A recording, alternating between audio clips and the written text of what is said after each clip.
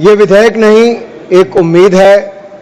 इस उम्मीद में एम्पावरमेंट है, एफिशिएंसी है, डेवलपमेंट है और कहीं ना कहीं इसी को देखकर आज जहां देश भर के लोग इसके समर्थन में हैं, वहीं Catholic bishop conference of India, church of Bharat, Kerala council of churches, Kerala Catholic bishops council और ऑल इंडिया सजदा नाशन काउंसिल, मुस्लिम राष्ट्रीय मंच जैसी अनेक संस्थाओं ने, चर्च से लेकर मुस्लिम की अन्य सभाओं ने इसका समर्थन किया है। उसके लिए भी मैं उनका बहुत बहुत आभार प्रकट करता हूं। माननीय सभापति जी, वक्फ को बदलने का वक्त आ गया है, क्योंकि यह अत्याचार और भ्रष्टाचार का एक ऐसा अड्डा बन गया है। उसको खत्म करने का और बदलने का समय आया है।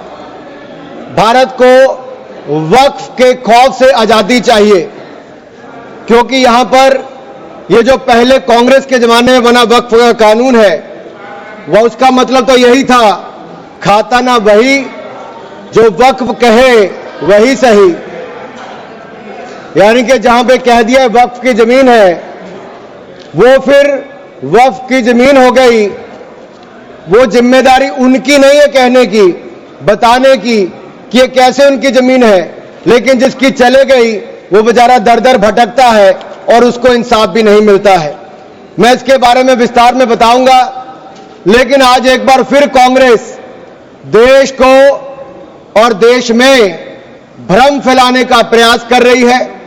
एक और तो वो हाथ में एक लाल सी किताब लेकर चलते हैं, जो कहने के लिए संविधान है, लेकिन संविधान नहीं है। अगर संविधान की आप इस कॉपी को देखेंगे तो आपको एहसास होगा कि बाबा साहब अंबेडकर का सपना था कि एक देश में तो एक ही संविधान रहेगा। आपने एक देश में दो विधान बनाने का काम किया है।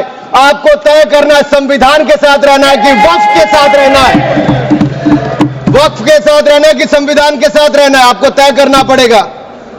और यही नहीं,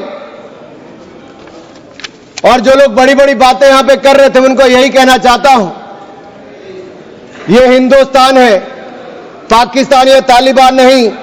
यहां बाबा साहब का संविधान चलेगा, काबिले का फरमान नहीं, मुगलिया फरमान नहीं चलने वाला। यहां पर एक नहीं अनेक ऐसे उदाहरण देखने को मिलेंगे।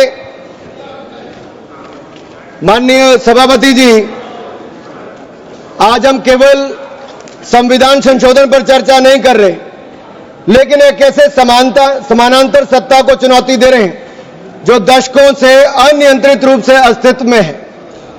वक्फ संशोधन बिल 2025 केवल कानून में बदलाव नहीं, बल्कि एक संदेश है। संदेश स्पष्ट है कि देश में एक ही कानून चलेगा, भारत का संविधान, और भारत के संविधान के ऊपर कुछ नहीं है।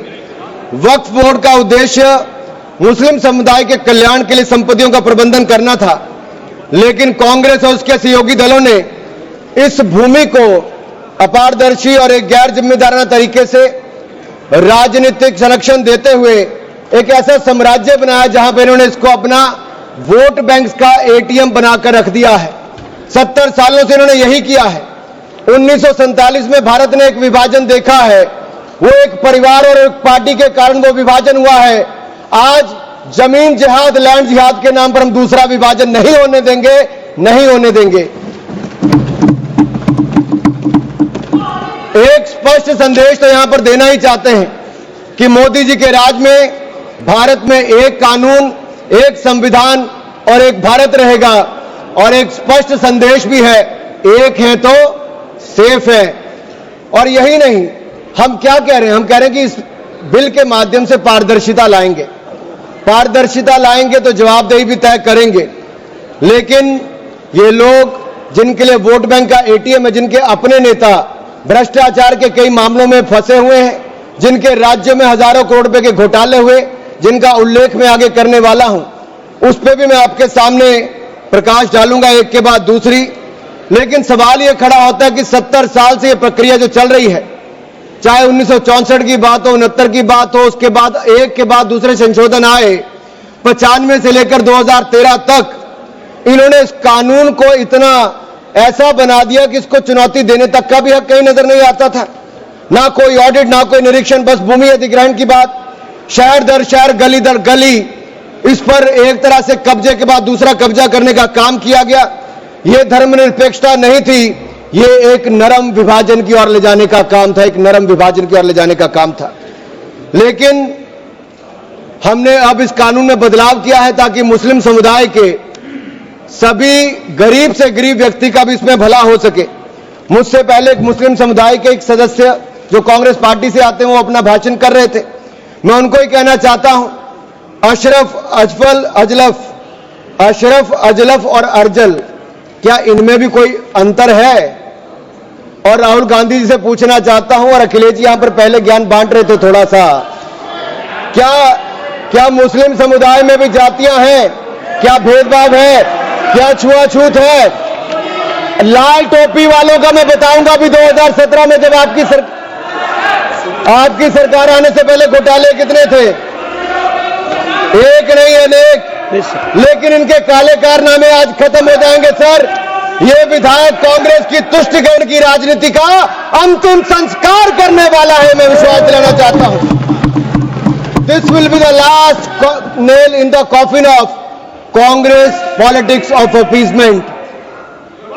अगर आप देखिए, इन्होंने इससे पहले भी पंडित जवाहरलाल नेहरू जी ने पहले तो देश के विभाजन करने में अपना काम किया, उसके बाद धारा 370-35 से देकर ऐसे जख्म दिए कि हजारों लोगों की मृत्यु हो गई।